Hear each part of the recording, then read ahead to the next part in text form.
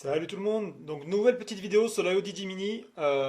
Donc je l'avais présenté dans une précédente vidéo, hein. Donc c'est le petit appareil, c'est un disque dur qui est avec une possibilité de le crypter et également donc c'est un disque dur qui va pouvoir donc simuler un lecteur CD virtuel et également des clés USB virtuelles et du coup on va pouvoir comme ça l'utiliser comme un outil pour faire des installations et travailler sur tout type de d'OS. Voilà. Que ce soit du Linux, du Windows, voilà, du macOS, tout ce que vous voulez. Donc là, l'idée dans cette nouvelle petite vidéo, je vais vous présenter la manière de créer donc, des clés USB virtuelles. Donc on peut en créer jusqu'à 3 sur l'appareil. Et du coup, ensuite, on peut venir les monter à la volée lorsque l'appareil est relié à une machine et donc venir travailler avec ces clés USB. L'avantage, c'est que du coup, donc déjà, je l'avais présenté, donc l'appareil permet donc de monter des CD virtuels, donc des ISO. Donc imaginons, voilà, vous prenez une machine neuve, vous installez un Linux dessus, et ensuite, ben voilà, vous avez besoin peut-être de rajouter sur ce Linux un ensemble de paquets. Et donc voilà, donc ces paquets-là qui s'ils sont pas donc intégrés dans le Linux et dans l'ISO, du coup, vous pourrez, pour les installer, si vous n'avez pas par exemple le réseau, il vous faudra donc une clé USB, sauf que par exemple, voilà, il y a certains Linux un petit peu anciens ou même certaines versions de Linux qui par exemple ne vont pas supporter une clé USB NTFS. Et tous les disques durs sont d'ailleurs, la plupart sont formatés en NTFS.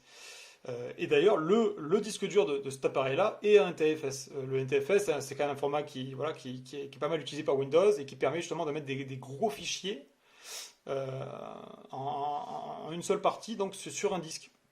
Ce que ne permet pas le FAT32, par exemple. Et donc la plupart des Linux vont supporter le FAT32, mais vont pas supporter le NTFS, donc des ISO qui vont dépasser voilà, 3-4 Go, on ne pourra pas les mettre.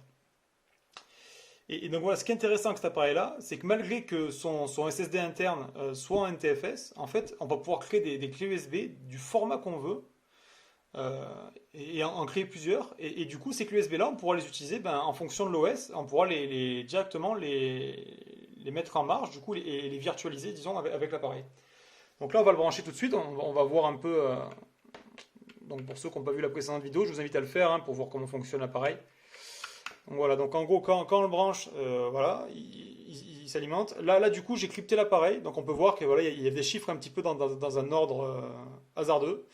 Et du coup, on va venir taper le mot de passe avec la correspondance donc, du chiffre et de la touche. Donc voilà.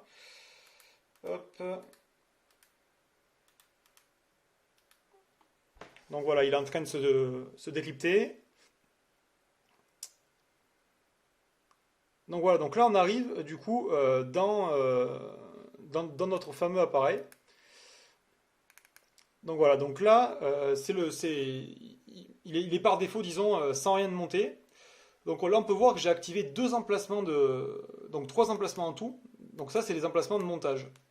Le premier, on voit qu'il y a un petit disque, donc c'est l'emplacement pour justement tout ce qui est ISO, pour venir monter un ISO.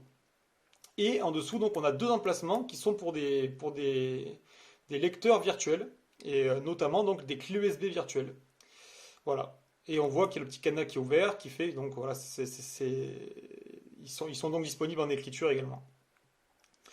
Voilà, donc bon, je ne représente pas forcément l'appareil, mais voilà, là, vous allez pouvoir voir donc sur l'écran. Hop. Donc voilà, donc sur l'écran, on peut voir que là, il y a seulement donc le HDD, donc le disque dur de l'IODD. Si on vient regarder les paramètres, c'est donc un disque dur qui a un NTFS. Ok, et donc voilà, comme la précédente fois, si je viens activer dans mon système, si je viens activer les éléments masqués, voilà, on peut voir qu'ici, il y a deux disques amovibles qui sont pour l'instant transparents. Donc voilà, le système ne peut rien faire avec, parce que justement, ils ne sont pas montés ici. Et ces disques amovibles, je peux venir monter donc, ces deux clés USB que j'avais déjà précédemment faites dessus. Mais là, ce qu'on va faire, c'est qu'on va faire une troisième, et puis qu'on viendra la monter pour vous montrer justement le fonctionnement. Donc je pose notre ami, il faut le laisser connecter pendant la procédure de montage. Donc ça, c'est la petite subtilité. Alors, du coup, sur le site donc IODD, on peut venir télécharger donc ce logiciel VHD Tools Et c'est grâce à ça qu'on peut créer du coup ces clés USB virtuelles. Donc on va directement l'extraire. Hop, tac.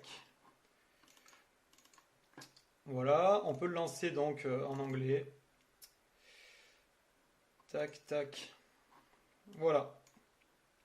Donc voici notre fameux logiciel qui permet de faire un certain nombre de choses. Pour ma part, j'ai utilisé que le mode donc, de création.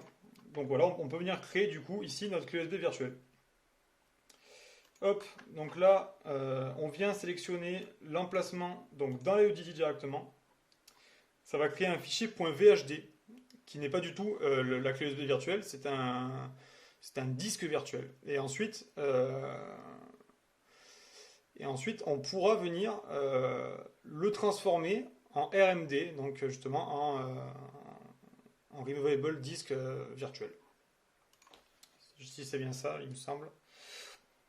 Il me semble que c'est Removable Disk Virtual, mais en tout cas, c'est pour faire des clés USB virtuelles. Voilà. Alors là, du coup, on peut venir créer donc notre clé USB. Donc, imaginons, il y en a déjà deux autres, donc on va faire la USB Key 3. Voilà. On sélectionne. Là, il va venir tester l'IODD et voir s'il n'y a pas trop de fragmentation. Parce que si l'IODD est fragmenté, il ne pourra pas travailler correctement. Là, donc là c'est la différence justement entre ce qui est disponible et ce qui est linéaire, etc. Ça va être la légère fragmentation, mais bon voilà. Là, elle est quasiment imperceptible, donc il n'y aura pas de souci. On pourra créer notre clé USB. Donc là, imaginons qu'on veut créer donc une clé USB donc de 16 Go. Donc voilà, on va pouvoir mettre 16 000 mégabits. Peut-être d'ailleurs le mettre en giga directement. C'est peut-être plus intéressant. Donc 16 Go, voilà. Hop, on peut venir la créer. Et voilà, donc elle a été créée avec succès. Bien sûr, avant de créer la clé USB virtuelle, il faut passer donc le HDD en écriture. Hein. Voilà. Donc là c'est tout en fait. Hein. C'est avec le logiciel, il n'y a que ça à faire. Donc voilà, c'est créé. Du coup maintenant, on peut aller dans notre HDD. Hop. Donc là, on peut voir qu'il y a un disque ici qui s'est créé en dessous des deux autres. Et donc là, l'idée, c'est de venir changer son extension. Donc il faut afficher les extensions en haut dans Windows. Et on vient remplacer par RMD en majuscule. Tac, on change d'extension. Voilà. Donc là, typiquement, on a donc cette nouvelle clé USB. On peut retourner dans notre poste de travail. Voilà. Donc là, toujours pareil, hein, on n'a que deux emplacements, etc. Là, vous allez voir, c'est la magie de notre petit système. Donc là, il n'a pas été mis à jour sur l'écran hein, pour l'instant. On peut voir que là, il envoie toujours que deux. Donc là, il faut le refresh. Donc là, il voit bien 3 clés USB virtuelles. Et par contre, il n'y a que 2 emplacements actifs. Donc on peut venir en activer un troisième. Ça, c'est vraiment pas mal du tout. Hop, donc il faut appuyer ici. Donc là, on peut voir que voilà, là j'ai activé le maximum. En dessous, il n'y a plus rien de disponible dans Disable. Et voilà, donc dans un premier temps, tout en haut, le HDD, donc le disque dur en NTFS qu'on voit apparaître là en dessous. Donc c'est vraiment ça c'est l'endroit où on vient mettre tous nos fichiers. Enfin tous nos ISO et les clés USB virtuelles, puisque les fichiers sur les clés USB, ben, ils sont à l'intérieur des images qu'on a créées, donc on les voit pas hein, dans ce disque dur là. Le ODD, donc ça c'est l'Optical Disk Drive, donc voilà, c'est le lecteur CD virtuel. Et là du coup nos trois images en gros, 3 images disques virtuelles. Donc là du coup on peut venir sauvegarder, hop, en faisant le précédent comme ça. Donc voilà, là je sauvegarde. Hop, j'étais un petit peu hors champ. Donc là je viens d'ajouter du coup voilà, les 3 disques. Et donc là on peut venir, comme le permet donc l'appareil, on peut venir par exemple monter un ISO. Voilà. Donc là on monte un ISO, on voit qu'il apparaît tout de suite sur l'écran. Et ici donc on a notre ISO. Et on voit qu'on a 3 lecteurs maintenant. Donc 3 petits lecteurs qui sont ici, ici et ici. Et qui sont donc les 3 lecteurs sur lesquels on va pouvoir monter notre clé USB. Donc on va faire ça tout de suite. Hop. Précédent. Hop, voilà. Là je peux monter ma première clé USB, la deuxième et la troisième. Voilà. Et donc là, l'appareil est totalement... donc, toutes les clés USB sont utilisées et voilà, on peut venir du coup travailler. Donc vous allez pouvoir le voir d'un poste de travail. Donc voilà, USB key 1, 2 et la troisième qui est pour l'instant donc inactive. Elle est inactive pourquoi? Parce qu'elle n'a pas été formatée et c'est là qu'en fait qu'on va pouvoir lui donner son format. Donc là en fait c'est comme si on avait une clé USB classique qu'on achète dans le commerce et il faut la formater du coup avant la première utilisation. Donc là je vais venir la formater. J'ai du FAT32 disponible par exemple, par défaut, hop.